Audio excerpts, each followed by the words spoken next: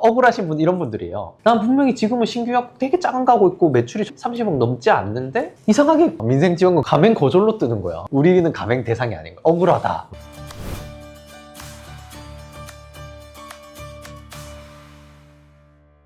안녕하십니까. 세무회계 지킴의 강민우 회계사입니다. 신희망 회계사입니다. 이번 시간에는 요즘 일반 국민들이 민생 소비 쿠폰이라고 해서 사실 정부 지원금을 통한 이제 소비 진작을 위한 지원금들이 많이 쓰이고 있는데요. 저희가 뭐 이 정책 자체에 대한 뭐 찬반이라거나 뭐 홍보라거나 그런 건 전혀 아니고요. 알아두셨으면 좋겠는 거 설명드리고 있는 그렇죠. 거고. 우리는 모두 다 자영업자이기 때문에 어떻게 보면 약국은 결국은 약국을 운영하는 데 있어서 매출이고 수익이고 소득이기 때문에 약사님들한테 큰 영향이 있는 건 사실이고, 이게 이제 약국에 어떤 영향을 미치는지 그거에 대해서 좀 이야기를 한번 해보는 시간을 갖도록 하겠습니다. 일단 첫 번째로 그 대상, 보통 이제 대상이라고 하면 그 약국이 당연히 그 업종에 포함되어 있죠. 근데 매출 기준으로만. 맞아요. 매출 기준으로 30억을 물어보는 약사님들이 많으세요. 그래서 약사님 좀 억울하시다는 분도 많죠. 우리는 약값이 높을 뿐인데 왜 30억이 넘어서 왜 이게 우리 대상이 아니냐. 이거에 대해서 좀 디테일하게 좀 얘기를 해드리자면, 이건 제가 좀 연구를 해봤어요. 네. 왜냐면 물어보시는 분이 많기도 하고 해서 행안부에 실제로 저희가 질의를 좀 해봤습니다. 질의를 해보니까 지자체는 아무도 모르더라고요. 내용을 지자체 질의해보니까 지자체는 아무도 모르고 이 기획안을 만든 행안부에 한번 여쭤보니까 일단은 이게 너무 긴급하게 이루어진 제도다 보니까 자기들도 자료를 최신판을 받지 못했대요. 그래서 23년도 하반기, 24년도 상반기를 합쳤을 때 그 뭘 기준으로 수집했나요? 물어보니까 주민번호 기준으로 일단 했다. 개인사업자. 23년도 하반기, 24년도 상반기. 그렇게 해서 1년에 대해서 주민번호 기준으로 했고 법인은 법인번호 기준으로 했다. 그래서 제가 거꾸로 물어본 게 사업자 등록증이 아니네요? 맞습니다 라는 거예요. 그러니까 약사님들 중에 이런 분들이 계신 거예요. A란 약국을 운영하면서 다른 사업도 같이 개인 사업자로 여러 개 있어. 근데 알고 봤더니 약국은 우리는 절대 30억 안 넘는데 왜 내가 이게 거절된 거래처로 나오죠? 좋았어. 봤더니 결국은 이게 주민번호 기준으로 매출액 수익 금액을 합산했다. 이렇게 답이 왔어요. 뒤늦게서야 각 지자체로 행안부 지침으로 내려왔다고 하더라고요. 지자체 하도 이런 질문이 많았겠죠. 그러니까 억울하신 분 이런 분들이에요. 예전에 큰 약국을 운영하다가 접고 이제 작은 약국으로 왔는데 난 분명히 지금은 신규 약국 되게 작은 거 하고 있고 매출이 30억 넘지 않는데 이상하게 민생지원금 거절, 가맹 거절로 뜨는 거야. 봤더니 매출을 짓게 하는 기준 자체가 23년도 하반기랑 24년도 상반기라서 우리는 가맹 대상이 아닌 거야. 억울하다. 물론 여기에 또 하나가 또 예외가 있어요. 제로페이나 이런 지역 가맹페이 있죠. 그거는 30억 기준이 제외됐어요.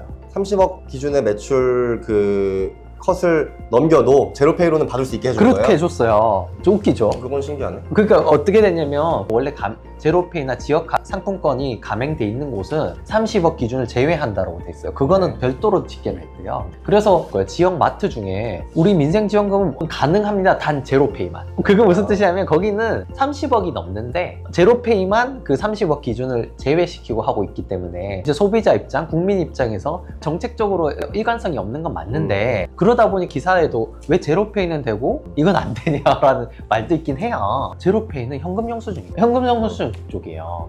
그러니까 여신금융화폐랑 좀 달라요. 현금에 가까운 애라서 거기서 제외된 것 같아요. 어쨌든 그러다 보니까 문전 약사님들 물어봐요. 그럼 우린 아예 안 되는구나. 아니요. 아주 극소수지만 제로페이나 상품권, 지역사랑 상품권으로 받으신 분 있으실 겁니다. 그분은 가능할 수 있습니다. 민생지원금을 제로페이로 받는 비중이 거의 없겠죠. 지금 보면 우리나라의 그 플랫폼 업체들이 우리나라 국민들한테 날리는 지금 알림이 저한테도 10개인 것 같습니다. 수천만 개가 날린다. 서로 내 카드 제발 사용해서 우리 소비 쿠폰 사용해주세요. 토스로 아니면 카카오로. 우리 은행들도 다 난리도 아니잖아요. 카드사들도. 그렇게 해달라고 해서 알림하는 대로 쓰는 게 우리나라 국민의 아마 95% 이상 아닐까라고 생각 들고요. 그래서 약사님들이 물어봐요. 무조건 다 안 되나요? 우리는 오픈한 지 며칠도 안 됐는데 왜 안 돼요? 정리하자면 이런 겁니다. 23년도 하반기부터 24년도 상반기까지 수익 금액이 주민번호 기준으로, 약사님들은 다 개인 사업자니까 주민번호 기준으로 30억이 넘었다. 그러면 제외됩니다. 홈택스에 있는 자료를 썼을 거예요. 지자체에 제가 답변을 받은 거는 여신금융협회 얘기를 하시긴 하시더라고요. 여신금융협회는 근데 현금 영수증이 없잖아요. 그러니까 홈택스랑 여신금융협회 두 가지를 쓴 것 같은데 제 생각에는 지역사랑 상품권 어플에서는 보는 게 좀 관점을 다르게 한 것 같아요. 알다시피 이게 1차고 2차잖아요. 지금 1차 때는 이렇게 되고 2차 때는 또 바뀔 수 있어요. 그러니까 이게 약간 비난의 여론이 많거든요. 왜 일관성이 없고 30억의 기준을 만들었냐. 왜 30억 나온지 아세요? 사실 그 전 정권이 지역 상품권에 대한 그 예산을 많이 줄였잖아요. 그때 상한선을 30억으로 그때 컷을 한번 넣은 적이 있습니다. 그게 그대로 유지하고 있어요.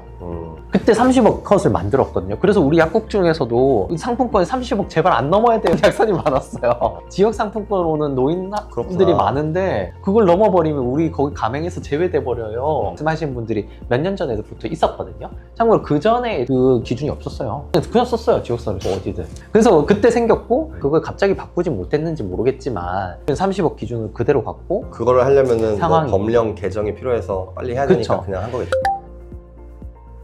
부가세나 종소세 측면에서 그럼 약국에 미친 영향이 어떻게 될 거냐. 약국에 민생지원금이 들어갔을 때 조제로 더 많이 갈 거냐, 근데 돈이 갑자기 15만 원 영양제로 갈 가능성이 건기식이나 평소에 안 샀던 거 사기 힘들었던 영양제 이런 거를 살 가능성이 높다고 봐요. 비싼 파스 한번 사시고 그쵸. 네, 저렴한 거 평소에는 사시다가. 사기 힘들었던 의약품, 건강기능식품을 갑자기 사겠죠. 그러면 약국 입장에서 뭐가 느냐? 부가세 입장에서는 일매가 늘고 그러면은 매입이 또 늘어나니까 면세 과세율이 좀 틀어질 수 있고요. 그렇죠. 예, 예. 만약에 이게 일매가 확 늘었다. 원래 하루에 그러면. 30만 원 나오던 게 60만 원 오는 거예요.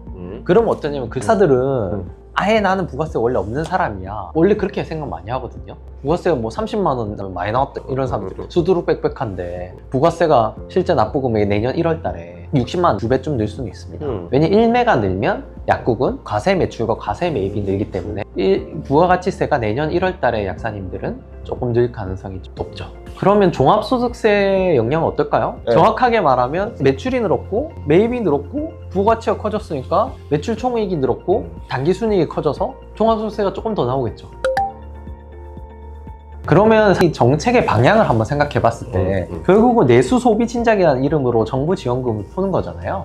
근데 자세히 보면 그 이면에 뭐가 있냐면 첫 번째로 옛날 코로나 때 일단 대출 되게 많이 해줬거든요. 자영업자들한테. 그거에 대한 상환율이 엄청나게 떨어진대요. 이자 연체도 그렇고. 한계에 있는 자영업자들을 좀 살리고자 하는 의도가 첫 번째 있었겠죠. 왜냐면 결국 이게 소비 진작이 되면 그게 다 정부에서 나온 캐시플로우로 대출이 지원된 거거든요. 그게 회수되는 비율이 높아져서 정부 입장에서는 어차피 보조금 줘봤자 다시 대출 환급으로 들어올 거고, 두 번째로 한번 생각해보면 자영업자 이거 벌면 세금 내겠죠. 결국은 부가가치만큼 이 사람이 세금을 낼 텐데 그러면 그만큼을 결국은 세금으로 걷어서 정부는 소비 진작을 통해 부가가치 생긴 거는 또 세금으로 다시 돌아올 테니까. 국가 부채가 정부 부채, 뭐 가계 부채, 기업 부채 이렇게 할 텐데 개인 사업자, 자영업자의 부채는 사실 개인이니까 어떻게 보면 가계 부채와 민간 부채, 기업 부채 사이 어딘가에 있겠죠. 근데 우리나라의 부채 총량이 있을 거고 가계 부채는 부동산 때문에 뭐 빵빵하고 코로나 때 기업 부채 금액까지 올라온 거예요. 그럼 국가 리스크 프리미엄이라는 게 부채 총량하고 관련이, 그래서 이 부채 총량을 조금 개선하려는 의지도 있고, 그나마 정부 여유가 있어서 정부가 부채를 져가지고 돈을 풀면 소득이 늘어가지고 세금으로 환수할 거니까 일부는 환수하고 일부는 기업 부채를 갚겠죠. 기업이 그쵸. 돈을 벌 거니까, 자영업자 기업이. 전반적인 내수 내수 진작도 진작을 통해서 사실 소비 진작은 현금 뿌리는 게 제일 직접적이거든요. 원래 경제학적으로 그렇잖아요. 네. 약사님들 어떻게 각자가 느끼실지 모르겠지만 제 약국 하루에 뭐 한 4-5개씩 가는데 민생지원금으로 쓰고 가시는 손님들이 많았어요. 이게 뭐 사실은 느끼고 계실 거예요. 조금이라도 느끼실 것 같아요. 뭐 20%, 30%라도. 지금까지 이제 민생 소비 쿠폰에 대한 약국에 미친 영향을 한번 알아봤고요. 다음 시간에는 더 좋은 정보로 찾아뵙도록 하겠습니다. 근데 민생 받으셨어요? 네, 받았어요. 거짓말 같은데. 네, 감사합니다. 고맙습니다.